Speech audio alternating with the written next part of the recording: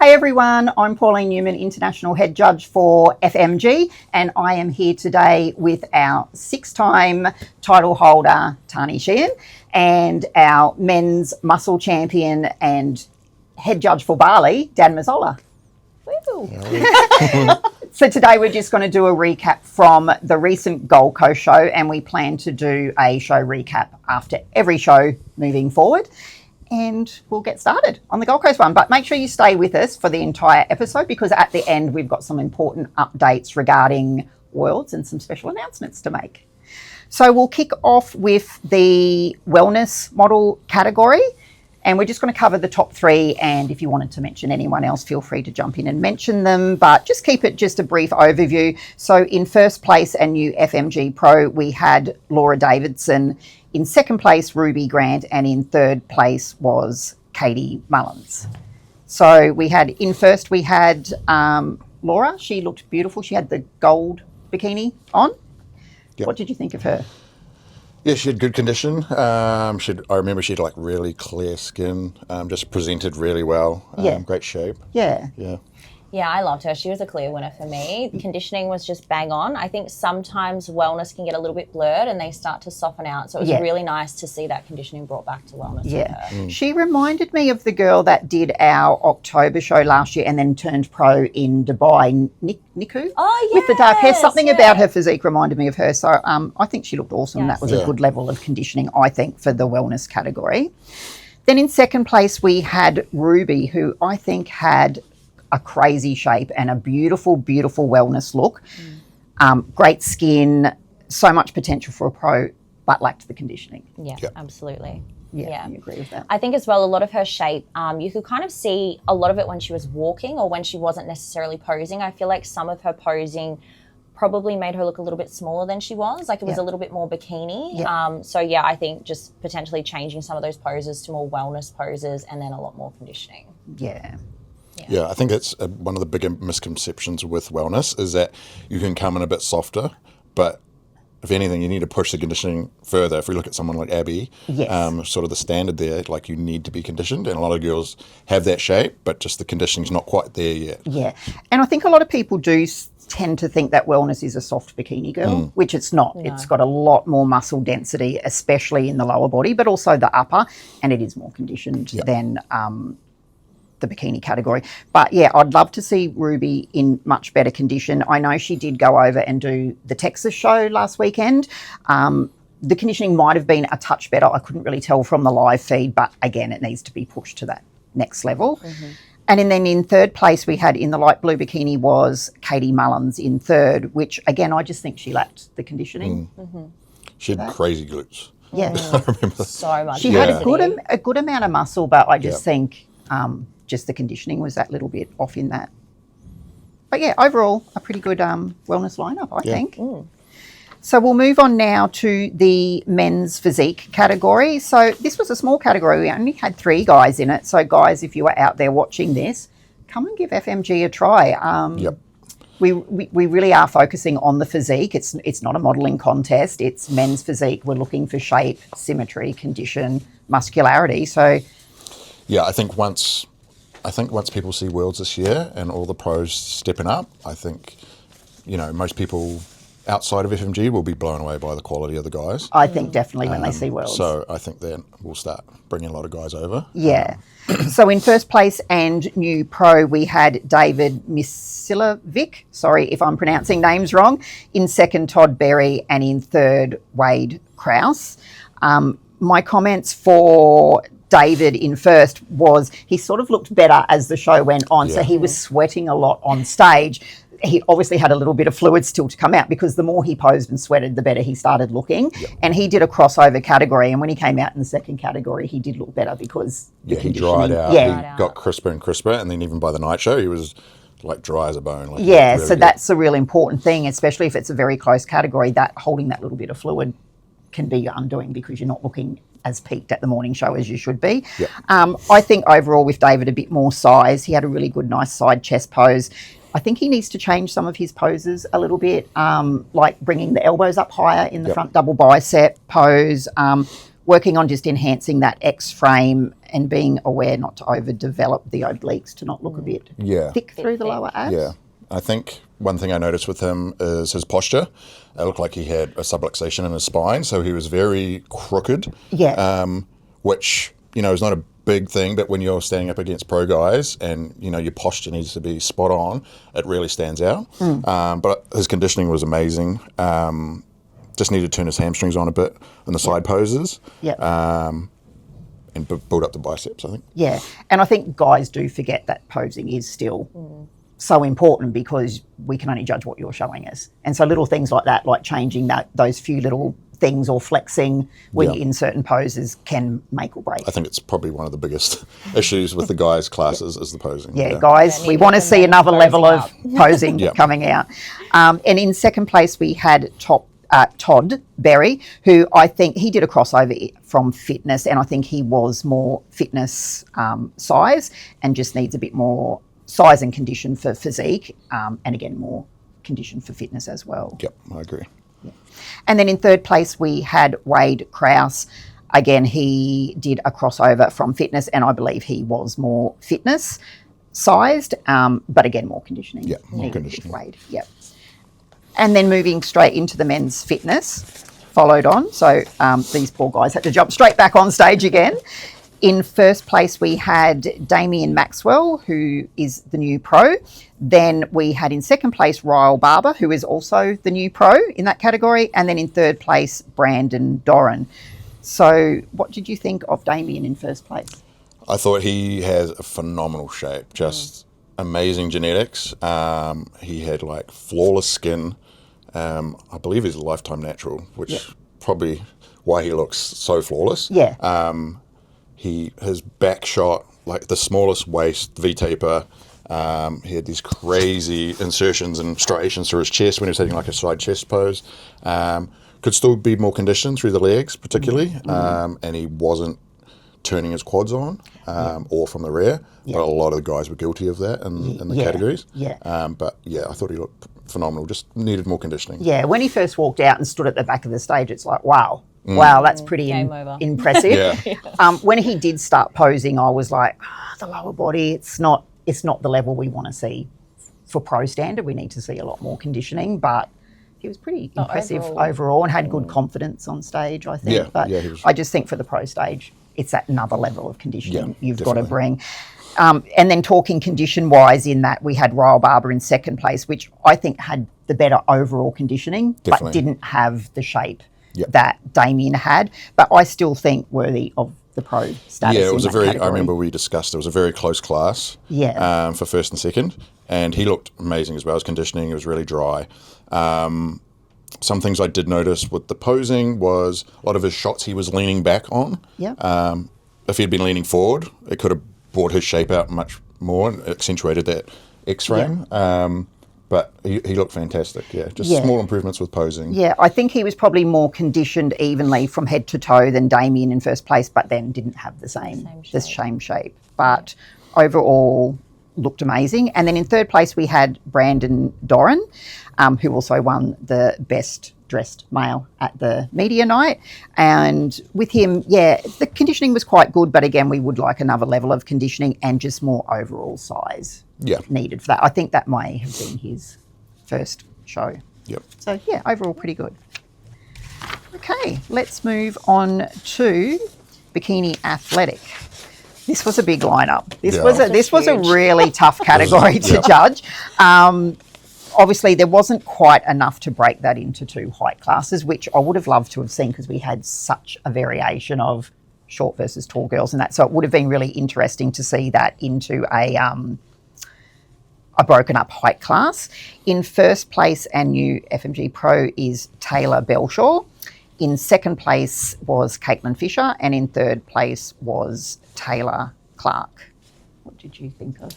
I thought, I was really, really happy with the placings for this. I think Taylor's conditioning was insane, absolutely insane. She was so dry. There was not one piece of her that I could look at and would go, okay, you need a little bit more conditioning here. She was just bang on. I think her tan for me, it was light. I don't know if something went wrong, but I would have liked to have seen just a darker tan, or maybe the pre-prep phase be a little bit more. That's what I thought maybe needed more a base tan build base up. tan or something underneath. But yeah, and then second place, Caitlin. I thought I love her shape. Yep. I would have liked to see a little bit more conditioning through the legs for Caitlin. Yep. And I think particularly in the rear shot, it's still smack bang in the middle between bikini and bikini athletic for me, but from the front, definitely athletic. Yeah. And then Taylor, amazing conditioning, but just needs more size. Yeah. I agree with that, Jude. Yeah, pretty much all my notes that I written from the show exactly the same. Bang, bang, bang. First place, the tan was washed out, which just didn't help her. Yeah. Although we can still see through it, it just doesn't accentuate all your lines and. Especially when you're standing next to people that are looking a lot more tanned. I know she is very pale skinned, like I am, because I did meet her at one of the workshops and she is quite pale. So I think it's maybe that process of getting that really good base tan built up. With her, I think in the side on position, she's quite flat in the upper glutes a little bit. And I wonder if a different bikini cut would change that, because she looked sort of quite long in the glutes and the bikini was shaped like, as it curves, so maybe a bit thicker at the top of the glutes, maybe. Or maybe like a little chain or something, like, the light chains. Well, you're not meant to have that for the morning show. Oh, just kidding. Yeah. So maybe maybe a little bit of a thicker. I would maybe try on a few different styles of cut, and then just be aware in the side poses for that. Caitlin in second has now done the Texas show. She came in more conditioned and earned pro status, which was good because she was just lacking in the lower body. Her upper body was quite conditioned, but it was just that lower body. But she's now a member of the pro family. And then I really liked Taylor Clark in third place. Like the conditioning was, you wouldn't want to be any leaner than that. No, definitely not. But yeah, being tall, she just looked that bit more thin. Yeah, and I think the condition she had, she probably could have pushed the fullness a bit because she was on the smaller side. So she had the conditioning there, probably just coming a lot fuller, could have just pushed her out a bit further. Yeah. But she's definitely got good potential, just needs to grow a bit more. Yeah, and that is the thing. If you're quite conditioned for the category you're doing, you can alter that peak week and fill up. And I know you do a protocol similar to that where you fill out that last week rather than keep sort of depleting down. So she could it's something she could play with moving forward into the future. But, I mean, there were so many good girls in this lineup that I really liked. I mean, there was a couple that were almost bordering on too lean, which I rarely say someone's too lean for a category.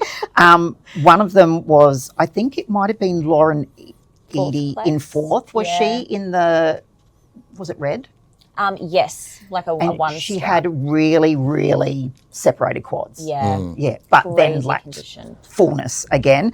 And then you had Ina Zedek in fifth, and she had the pink and green on, and she was so lean and so dry. Like it was fitness conditioning and dryness, but without the size. So again, filling up a little bit and not coming in so dry. But I mean, there were so many good girls. On any other that day, lineup. it could have been completely different. Yeah, and it's good to see them actually bringing the conditioning, because in previous shows, it's always been lacking condition. Yes. But now we're getting the girls coming out on stage and you're like, wow, they're actually in really good shape. So it's really good to see that they're finally hitting the mark and finding where they need to be. Yeah. And bikini athletic is a new category, so people are still a little bit confused by it. What is bikini athletic?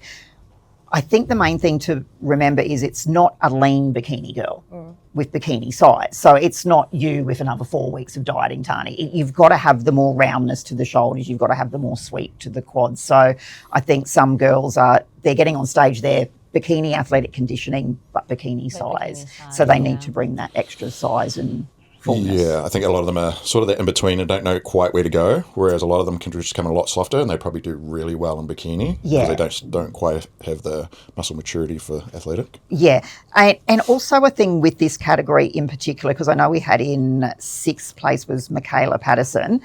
We need to be able to see your numbers when you're on stage. It's like Michaela had her competitor number quite around on her hip and then kept twisting the opposite way from the judges, and it's like, I can't see your number. It's really hard, so please make sure we can see the numbers. In the end, I got the number, but just be aware of making sure your button is facing front, and that when we ask to see the numbers, we can see them, because it is quite hard, but another great competitor in that lineup as well.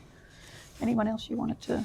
No, you touched on the two that I would touch on. Yeah. I think they were also big standouts for me. I just think Lauren, it's so hard again because she's so long-limbed, which Yes. means she needs more density than somebody who's shorter than her. Yeah. Yeah. And I mean, in a short versus tall lineup, like with a class 1 and class 2, could be a totally different thing, and she could definitely be walking away with a pro title. And I mean, I think all those 3 girls are pro standard. Yeah. I mean, probably the whole top 6 are really pro standard, given the right show. Yeah. I will say the conditioning in bikini athletic was so insane that I almost felt slightly underwhelmed in like the fitness category and some of the other categories because I was like, whoa, well, the bikini athletic girls are so conditioned. Yeah. I almost feel like Yeah. everyone else needs to step it up. And it was the first show that I think I've ever judged where I've thought, oh, wow, some of these are almost too lean. And I really think that. So they really brought the conditioning. So no more condition than what we saw up there, except Caitlin needed that bit more through the legs. But overall, the conditioning was really good. pretty good. Then we had the bikini 35 plus, bikini athletic 35 plus, sorry, and first place and new pro was Priscilla Carlton, and in second place was Binny Edwards. What did you think of them? I think, I was really happy with the placings here. I love Priscilla's overall shape, and it's kind of been really nice because she has competed quite a few times, and she's just never really fit in anywhere. So it was really cool to see her step into bikini athletic because I do feel like it was a really nice fit for her. Yeah, because she was fitness prior to that, and she did do a crossover into fitness for this. But I think size-wise and condition-wise, she is definitely bikini athletic all the way. And it's quite good, and we do now have that bikini athletic 35 plus category, so it's really good for those ladies just that little bit older, well, not old but still very young, but over that 30-year age mark. It's always good to have that extra category. I think she looked really great. She's very beautiful. I just think be aware of the glutes when walking on stage to keep them protected so you're not getting that bit of a glute fold. I think also she could just some small tweaks in posing, like just not standing too square on with the hips, just Make tilting that hip, smaller. the waist a bit smaller, just not accentuating flaws, just trying to hide things. Obviously, we want to have the waist as small as you can possibly present it, so avoid standing too square on. But be interesting to see if she's see her in a pro lineup against the other 35 plus bikini athletic ladies as well. And then in second place we had Binny Edwards, who I think just lacks the conditioning and maybe needs a touch more size for stage. But she had a good look and she was really good nice posing. Skin. Yeah, she's just stunning and fun, like just really beautiful to watch. Yeah, definitely. Okay, so next we had the transformation makeover category. So our change for 2025 was to not have one single winner for transformation makeover. And the reason being is because everyone comes from such a different background. They've overcome such different challenges. How can you compare someone who potentially got out of being bedridden and gained muscle compared to someone who lost 100 kilos? It's just too hard to compare. So the whole point of the transformation is to acknowledge people's achievements and what they did. So we had 3 ladies in this one. We had Heidi Twining, Stacey Roach and Megan Enges, who all looked amazing. I think it's always inspirational, the transformation makeover, and I really like seeing them at the night show in their formal wear as well. They just looked beautiful and all looked like they had such a good time up there. I really love the transformation category. It's quite inspiring. It's always a Yeah. After that, we had the theme wear round, and winning the theme wear round was Priscilla Carlton, who turned pro in bikini athletic because she did do the crossover into fitness. But all of the ladies had amazing theme wear on. I think any one of them could have won the best theme wear, but all looked stunning. Always love to see the best theme wear category. Then in bikini, let's move into bikini. Bikini class 1. These were all great bikini categories. Bikini class 1 was probably the hardest one to judge. In first place, we had Zoe Jakartas. I have no idea how to say it, but Zoe C. In second place, we had Zoe Dowd. And in third place, we had Madison Haskins. What did you guys think of this category? I thought, it was really, really competitive. I definitely think that bikini class 1 were very, very conditioned and they did hold a lot of muscle mass.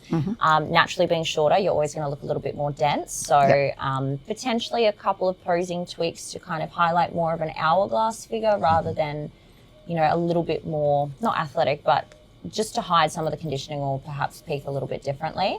But they were definitely a standout in this category. Yeah. My thing with this category is, yes, the top three were very, very, very lean. But the thing with coming in perhaps a touch too lean for a show is you can soften up for a show. Whereas when you're looking at the next group of girls, they were all a touch soft.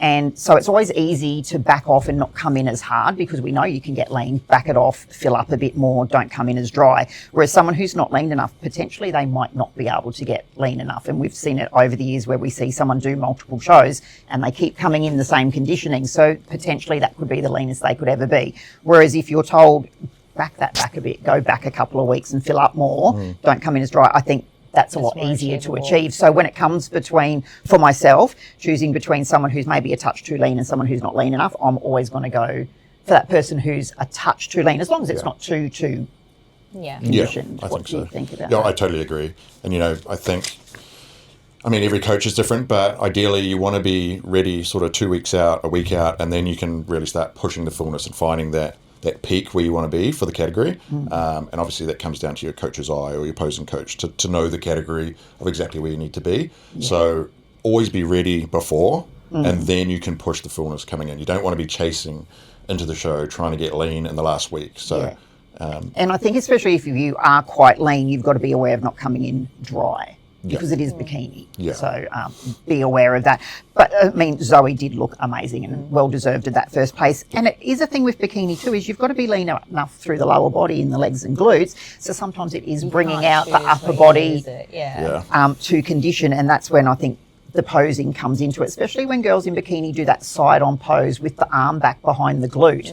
The shoulder looks quite detailed. So if you're one of those really lean competitors such as Zoe, I would not do that pose myself to try and not make the upper body look too lean. Because generally for most females, the hardest part to get is going to be through the legs and the hamstrings to get lean. So those need to be conditioned correctly to be in those high placings, but you can always soften down the posing up top. So even though most girls also will get super lean through the top, but you can hide that with your posing. Yeah, so definitely. And hair. you should cover your back. And, Use your hair. Hair is a good one. And that is one thing with not allowing any accessories in the morning show. You can't hide anything. So you can't have arm sleeves that would hide the arms. Of course, you can use hair. But when we're doing the main judging part, because that is something that previously when you could have arm pieces in the morning show, someone could technically be too lean, but we're not seeing it because they've got the arm sleeves. So that was the whole point of removing any accessories from that morning show. But yeah, Zoe looked awesome, beautiful girl, loved being up there, showed lots of confidence. I think that was her first show? With FMG, yeah. Okay. Yeah. Yeah. And then in second place, we had Zoe Dowd, who also looked amazing. And in third place, Madison Haskins. And again, all of those girls were quite lean. So I think if you do want to keep that conditioning and you like that look, I would maybe look at trying to build up to bikini athletic if you want to come in that lean, but otherwise I would just try and work on those last few weeks, the protocol that you're doing to try and do that. And being shorter, they have more of the advantage to be able to grow into bikini athletics. Yes. So, But yeah, a great lineup.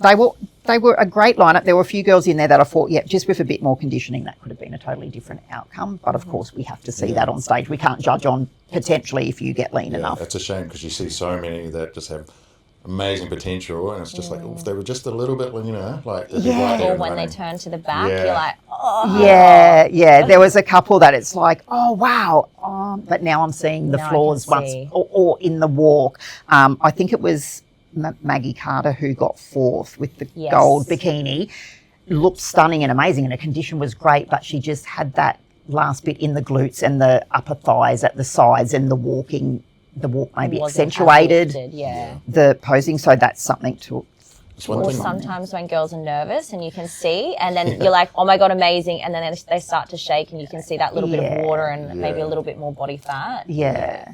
One thing we always try to drill in when we're at workshops and stuff is just be so aware of when you're walking on stage, because as soon as you hit that front pose in your T-walk, like when you turn to your right, generally the first thing I'm looking at is watching you walk away. 100%. Because that is like the telltale sign of conditioning. 100%. And a lot of girls rush it with nerves and things. Yes. And just let things move around, you just always take your time and just be very cautious of that, because it's a dead giveaway for conditioning. It is definitely. And also when girls try and do a spin or something, sometimes the spin was what was your undoing, because then we're noticing somewhere where you're not quite tight enough. So I think just hit the poses where you look amazing in. And often, like you say, I'm the same. I'm looking at them when they're walking to the right. I'm looking at the glutes. And sometimes even when it's been such a tight call, never stop posing until you've actually gotten off stage behind the curtains, because sometimes it's been that close. I've seen two girls, thank you can file off stage. It's when they go to walk off, I've thought, that's solidified my placing in that. They just casually walk off. And then It's like, relax, I was tossing and turning, and that's confirmed that placing. Yeah. Wait till you get to the curtain. You're so close. Yeah. So sometimes, it can be that it was that close. That is what's the deciding factor. I was tossing and turning, but that's really made me decide that's the right placing. The entire time you're on stage, we're paying attention. So Yes, we are. wait till you get off stage. So next we had Bikini Class 2. We had in first place and new FMG Pro Kristen Oat. Sorry, Kristen O. In second place, Angelica Salvador, and in third place, Amy Parkinson. What did you guys think of these people? Yeah, I thought it was a good class.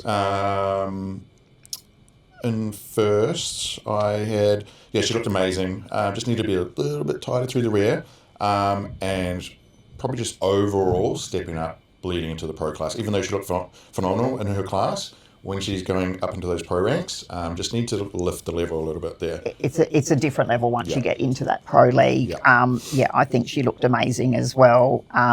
The red looked beautiful on her. What did you think of second place, Angelica? Big potential, just needed a little bit more overall muscle size. But she's got a great look. She's definitely got huge potential. Beautiful. She just shines on stage. You can't stop looking at her. It's like you kept getting drawn back to her. Like she does need some more shape and curves. The conditioning was great. She was very, very tiny. You're just drawn to it. Beautiful shape and overall look. Beautiful, healthy hair. Just, I couldn't take my eyes off her. I think she was stunning. The green bikini as well. Yeah, the green bikini looked absolutely beautiful. And then in third place, we had Amy Parkinson, who looked really good. I think with Amy, I know she was considering doing bikini athletic. And I think she definitely could build into bikini athletic category, but I think she needs a little bit more size up through the shoulders to be doing that. And then the more conditioning. I know she didn't push the conditioning because she was doing bikini.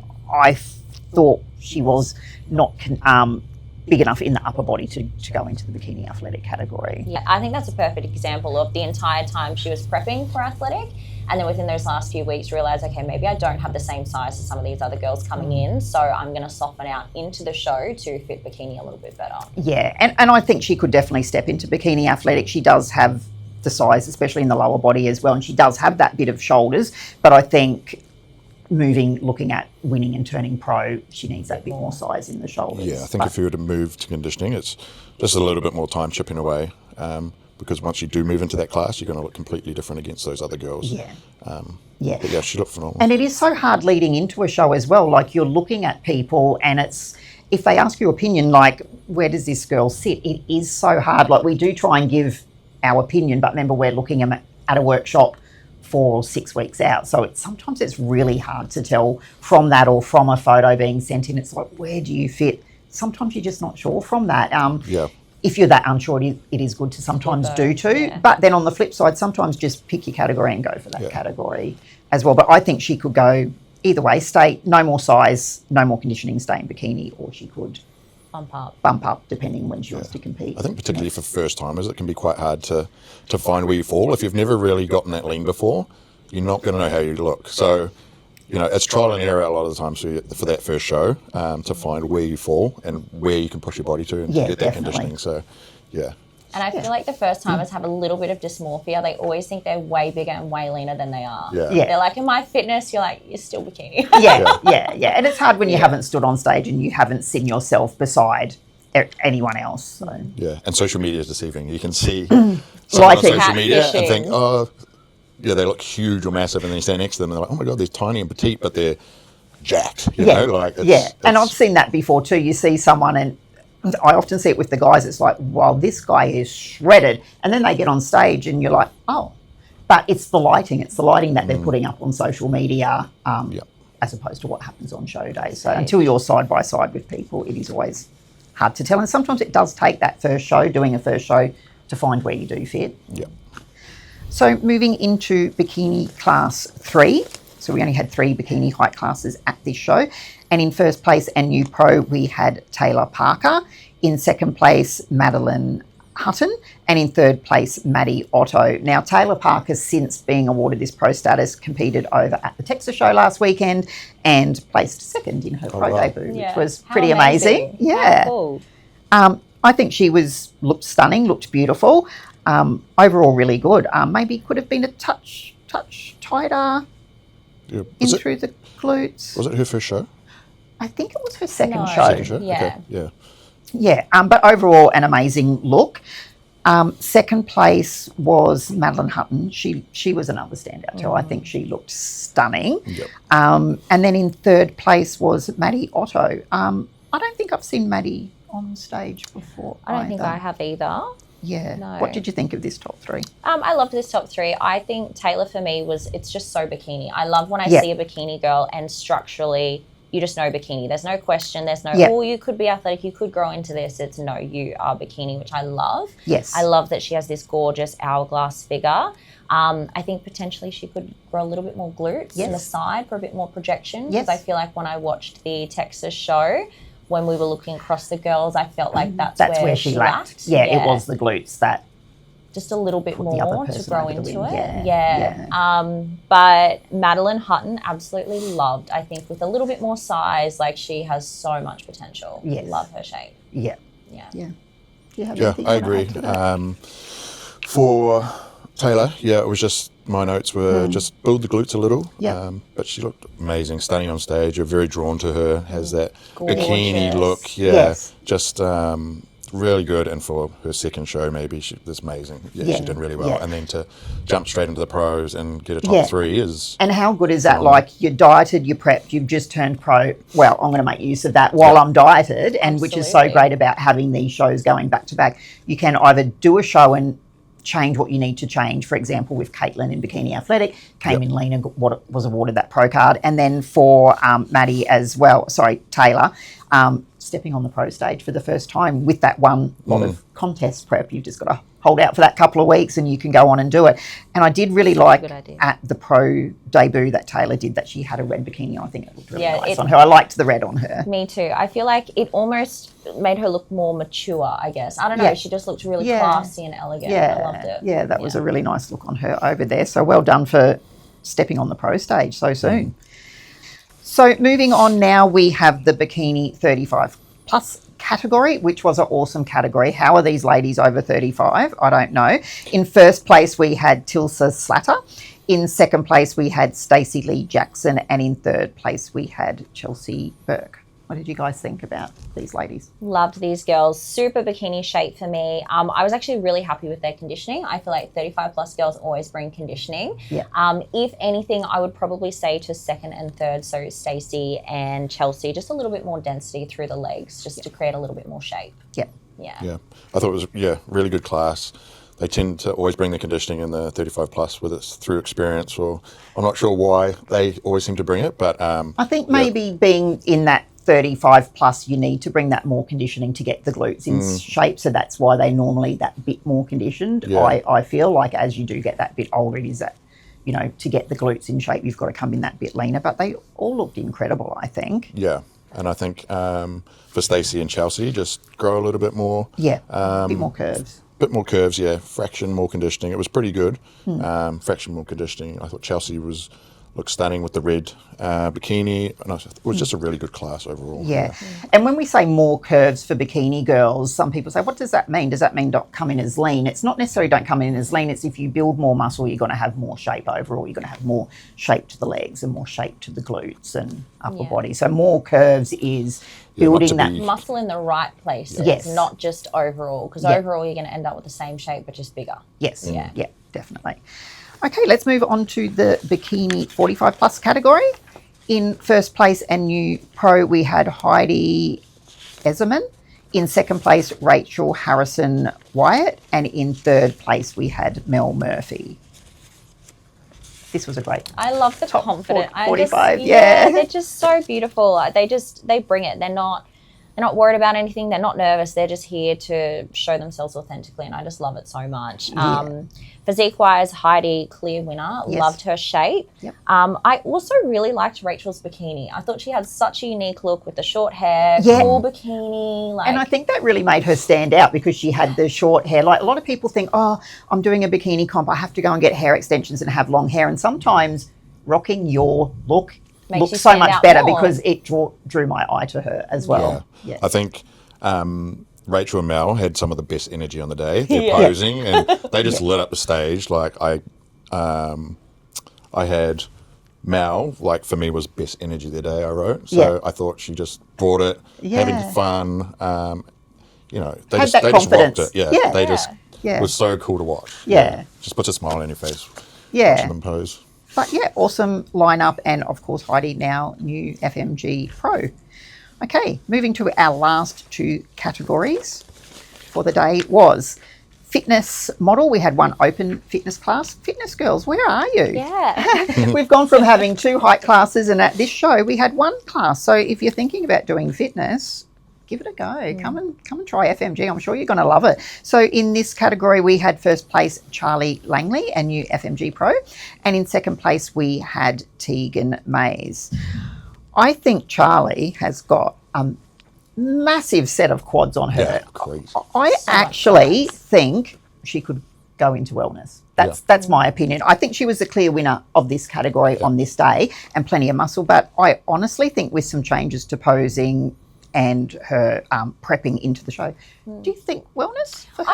I think if she softened up her shoulders a little bit or posed a little bit differently, definitely her quads were huge. Yeah. So good. Yeah, I think she could fit wellness if that was something she wanted to do. I did think because she was so quad dominant and she would kind of roll her shoulders down when she was posing. Yeah. She kind of needed to just bring her shoulders up a little bit higher to sort of match that frame. Yeah. And that might have made the overall look different. Yeah, I think so. It would have been more dominant, I think. Yeah, But, because her leg poses, she was really pointing the toes out, making those quads look even bigger. Yeah. So maybe change posing, I wouldn't necessarily think wellness, but No. I would like to see her yeah, she would. Potential's there, yeah. go into wellness. I think she could. Because be she has really quite good in short wellness. clavicles, like her Yes. shoulders are quite narrow. Yeah. But I she don't know got what her phenomenal. plans She are, has, massive potential. Yeah.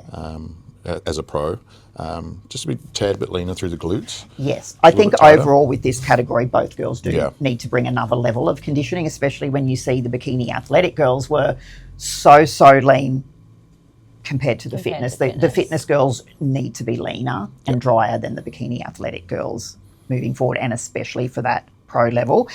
Tegan's made huge improvements. She's come from being a bikini competitor with us. Loved the bikini on her, looked amazing. I think just keep working on shape and obviously bringing more conditioning for the fitness category. Yeah. I thought she massive improvements from her last time. Could some of the posing was leaning a little bit towards figure. Yep. She could maybe like soften it up just a little, but she did really well and just a tad more conditioning.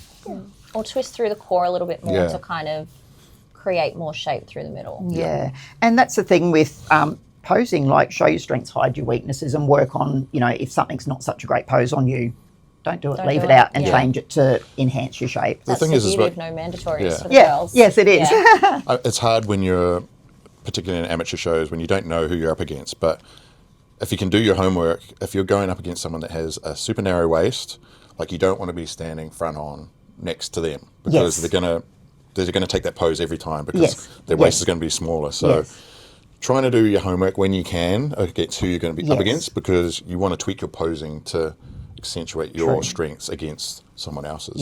Yes, true. Or even on stage, once you have a little bit more stage experience, definitely not for the first time, I think it's a bit too daunting. Yeah. But once you have that stage experience, you can kind of use your peripherals on stage and know, okay, am I hitting a pose that everybody else is hitting? Because if I am, that's a very clear distinction between they can easily beat me here, here, and here, whether it's upper glute, hamstrings, something like that. So you can use your peripherals and go, I might use my second posing selection where I can stand out because everybody else is doing the same pose.